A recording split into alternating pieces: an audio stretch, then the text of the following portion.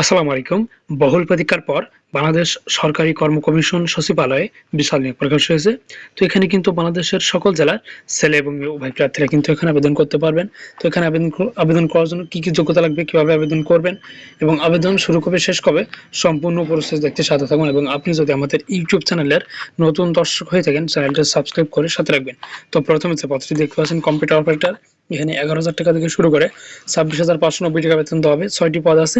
তো এখানে আবেদন করতে হলে কোনো স্বীকৃত বিশ্ববিদ্যালয় হতে বিজ্ঞান বিভাগ বা স্নাতক বা সমানের ডিগ্রিধারী হতে হবে এবং কম্পিউটার মুদ্রা করে প্রতি মিনিটে বাংলায় 25 শব্দ, ইংরেজিতে 30 শব্দের গতি থাকতে হবে। এরপরে প্রশিক্ষণ সহকারী 10,200 টাকা থেকে শুরু করে 24,680 টাকা বেতন দেওয়া হবে।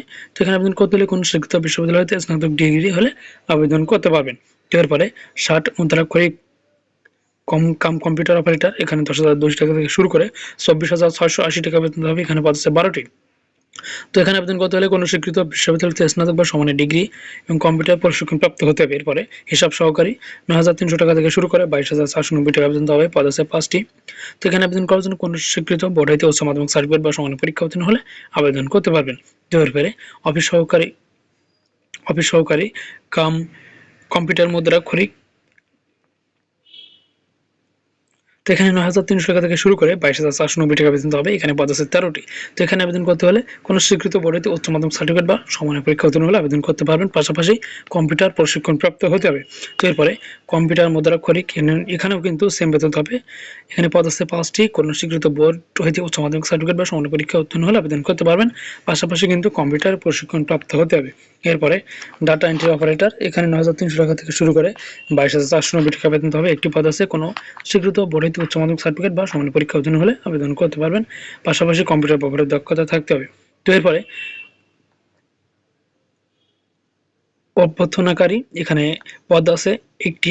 9,300 টাকা থেকে শুরু করে 22,490 টাকা বেতন হবে। এখানে কোনো স্বীকৃত বোর্ড হইতে উচ্চ মাধ্যমিক সার্টিফিকেট বা সমানের পরীক্ষা উত্তীর্ণ হলে আবেদন করতে পারবেন। এরপরে টেলিফোন অপারেটর 9,300 টাকা থেকে শুরু করে 22,490 টাকা বেতন হবে। এখানে পদ আছে 2টি। তো এখানে আবেদন করতে হলে কোনো স্বীকৃত বোর্ড হইতে উচ্চ মাধ্যমিক সার্টিফিকেট বা সমানের পরীক্ষা উত্তীর্ণ হলে আবেদন করতে পারবেন। এরপরে গাড়ি চালক 9,300 টাকা থেকে শুরু করে 22,490 টাকা বেতন হবে। যারা এখানে পদ আছে মোট 5টি পদ। তো এখানে আবেদন করতে হলে 8ম শ্রেণী পাস হলে কিন্তু আবেদন করতে পারবেন এবং সাথে বৈধ লাইসেন্স, হালকা ও ভারী যানবাহন চালানোর অভিজ্ঞতা থাকতে হবে। এরপরে অফিস সহায়ক, এখানে 8,250 টাকা থেকে শুরু করে 20,010 টাকা পর্যন্ত হবে। এখানে পদ আছে 36টি। তো এখানে আবেদন করতে হলে কোনো স্বীকৃত বোর্ড হইতে মাধ্যমিক স্কুল সার্টিফিকেট অর্থাৎ এসএসসি পাস হলে কিন্তু আপনারা আবেদন করতে পারবেন। তো এরপরে নিরাপত্তা প্রহরী, এখানে 8,250 টাকা থেকে শুরু করে 20,010 টাকা বেতন হবে। একটি পদ আছে। 8ম শ্রেণী পাস হলে আপনারা আবেদন করতে পারবেন। এরপরে পরিচ্ছন্নতা কর্মী 8,250 টাকা থেকে শুরু করে 20,010 টাকা বেতন হবে। 2টি পদ আছে এবং 8ম শ্রেণী পাস হলে কিন্তু আপনারা আবেদন করতে পারবেন।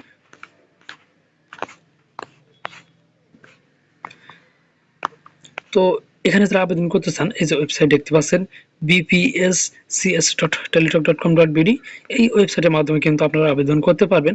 আর এখানে কিন্তু আবেদন শুরু 27 এপ্রিল 2026 সকাল 10টা হতে এবং আবেদন শেষ 11 মে 2026 বিকাল 5টা। তো এই সময় পর্যন্ত কিন্তু আবেদন চলমান থাকবে। তো এই সময়ের ভিতরে আপনারা যারা আবেদন করতে চান আবেদন করে নেবেন। তো এখানে আবেদন করতে হলে কিন্তু আপনাকে টেলিটক প্রিপেড সিমের মাধ্যমে কিন্তু আপনাকে পেমেন্ট করতে হবে। তো এখানে দেখতে পাচ্ছেন 1 হতে 10 নম্বর কর্মী পদের জন্য 100 টাকা এবং টেলিটক সার্ভিস চার্জ 12 টাকা সহ 112 টাকা এবং 11 হতে 13 নম্বর কর্মিক পদের জন্য 50 টাকা এবং টেলিটক সার্ভিস চার্জ 6 টাকা সহ কিন্তু আপনাকে 56 টাকা 72 ঘন্টার মধ্যে কিন্তু জমা দিতে হবে। তো এই ছিল আজকের ভিডিও। আর এখানে আবেদন করার সমস্ত নিয়মাবলী দেওয়া আছে। আপনারা চাইলে এখান থেকে দেখে খুব সহজে আবেদন করে নিতে পারবেন। তো এই ছিল আজকের ভিডিও। আর এই নিয়োগ বিজ্ঞপ্তি সম্পর্কিত আপনাদের যদি কোনো প্রকার বুঝতে অসুবিধা হয় তাহলে আপনারা কমেন্ট করে জানাবেন এবং নিত্য নতুন সকল প্রকার চাকরির খবর সবার আগে আপডেট পেতে আমাদের ফার্স্ট জব নিউজ ইউটিউব চ্যানেলটি সাবস্ক্রাইব করে সাথে রাখবেন।